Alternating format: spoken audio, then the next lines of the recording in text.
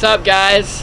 My name is Flying Ryan Oder, and this video description is going to be none other than talking about this sprint clock device. It's very cool, it's very useful, and it helps me a lot with my training. So I have been given this through Rennen and from George Costa. Thank you, George, by the way, and it's very helpful for me, dude.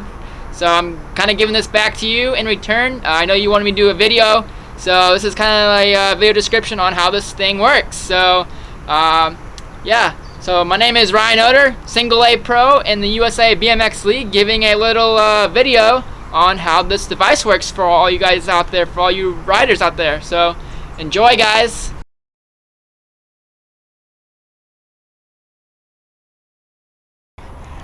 Alright, guys, welcome to my little tutorial video on how this sprint clock device works.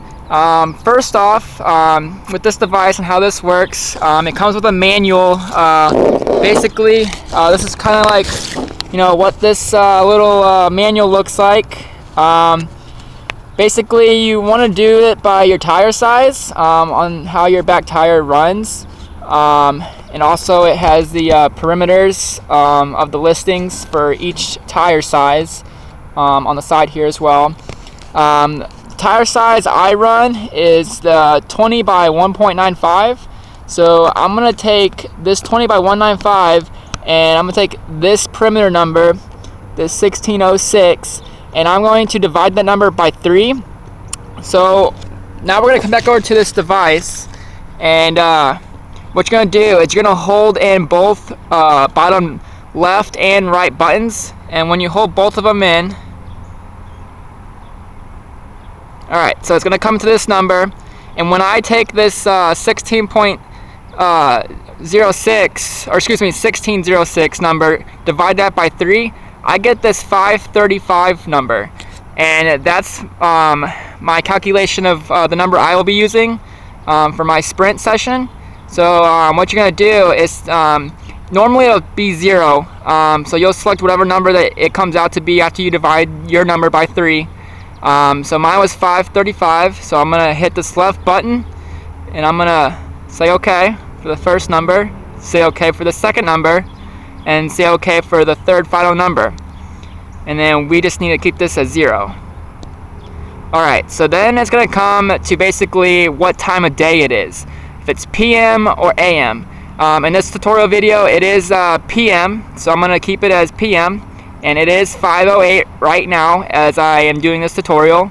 So now what you're going to do is you're going to come to this right button at the bottom, and you'll see it'll have like different selections on the left corner sidebar here, and you know, different options you can choose from. The one that I use is this distance, and to change it, right now it says 100 feet. I selected it as 100 feet for my session, but you can change it however you like to, for your preference. So how to change it is you hold down this left button right here on the bottom. Hold it down. Alright, so it's going to come down to 0. This is where you change your distance of feet. You could set it for 10 feet, you could set it for 20, 30, or even 100 feet as I have it selected. So for me, for example, I'm doing 100 feet, so I'm going to keep that one at 0.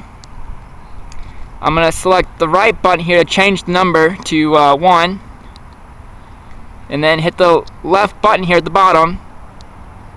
Say OK for that one, and say OK for the following number here as well. Alright, I am good to go. And now what I'm going to do is I'm going to take this device and connect it to my tire. Or not my tire, my bike frame. So this is how it's going to be done. So you come over here, and right here, this little device connection here, you're going to come over here, and then you're just going to basically push it down. It connects it, and now it is basically connected to the bike. So once that is all said and done, this number, it'll change it'll go from 100 down to 0, and then once that is, it'll calculate this number here. So let me show you here in a second how this works.